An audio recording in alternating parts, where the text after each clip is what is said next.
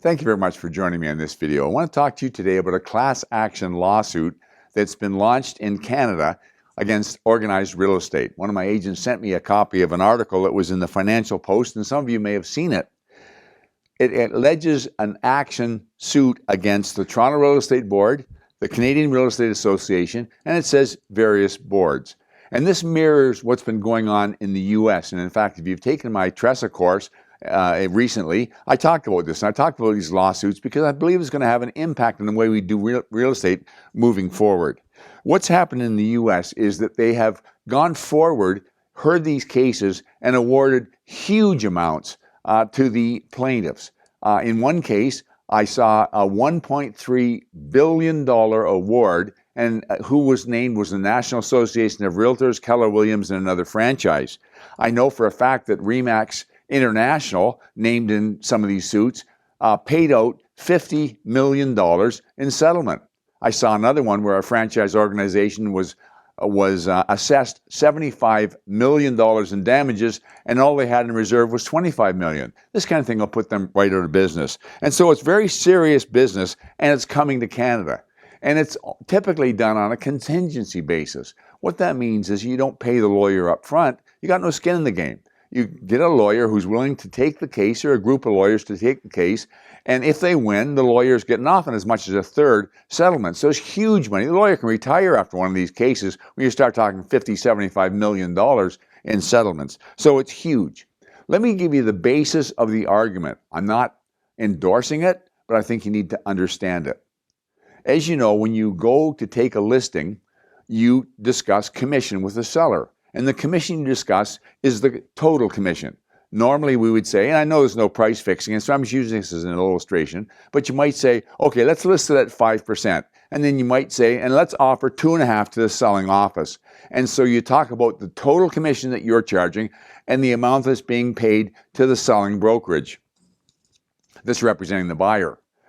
So the argument is that the buyer who engages the services of a brokerage to represent him and gets that service is ultimately paying the commission because he pays for the property and the commission flows through the purchase of the property. And he says, even if I'm not paying for the listing portion, I'm certainly paying for the selling portion of it, and I've got no say in the matter. So if I could have negotiated my representative to work for less, I could have presumably paid less for the property. And so that's price fixing.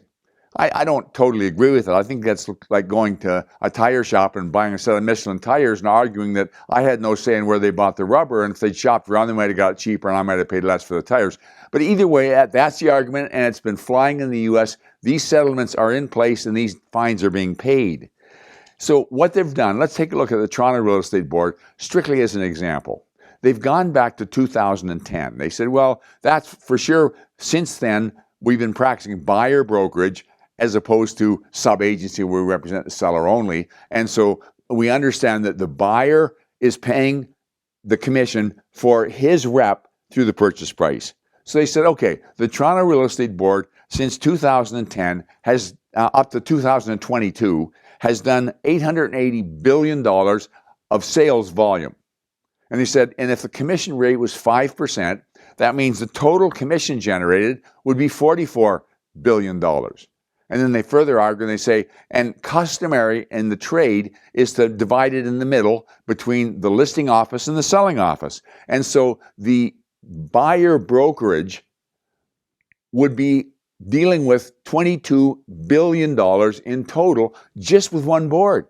And remember, these lawsuits are going across the country. So there's $22 billion that are up for grabs. Now, if you remember back in our TRESA course, we talked about some of the changes on the listing form that TRESA has introduced. And when you look at, in the light of these lawsuits, you understand where they're coming from. One of the things that they've said is when you take a listing, you no longer talk to the seller about total commission. You talk about commission for your service. You say, for argument's sake, okay, I would like 2.5% for my service, and that's the commission you talk about.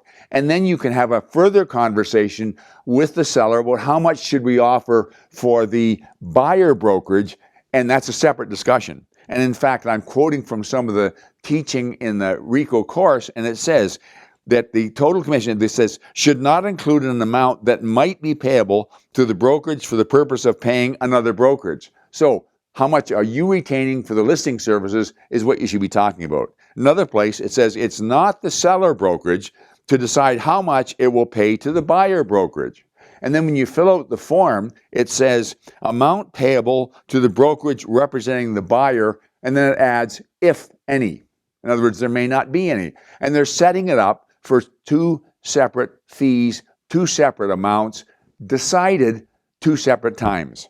So let's go back to this lawsuit again. Who's being named? Well, in the U.S., it's organized real estate and franchises, National Association of Realtors and franchises. And I puzzle about that because the National Association of Realtors and your basic franchises have nothing to do with setting policy nor negotiating commission. And so I asked about that, and I was told, well, they got the deeper pockets. But when I look in the way it's going, at least the one that was cited in the paper, in Canada, they're talking about not only the Canadian Real Estate Association, which is mirrored the National Association of Realtors, but they're also talking about TREB, a local board. And they're talking about various brokerages. And so I understand that the culprit, if there is a culprit, might be the person on the front lines who's deciding how much commission is going to be charged and how much is going to be offered to the selling office. But I certainly don't want to see it filter down and affect you and I in terms of lawsuit settlements. But where do I see this heading? Well, if I'm organized real estate, or if I'm a franchise organization, I want to move myself out of the target. And so I want to see the industry shift to the point where the seller is paying for the services he's getting and the buyer is paying for his services that he's getting. And that way the buyer can't say it's price fixing, it was thrust upon me, I had no say. And I think that's the way it's going to go.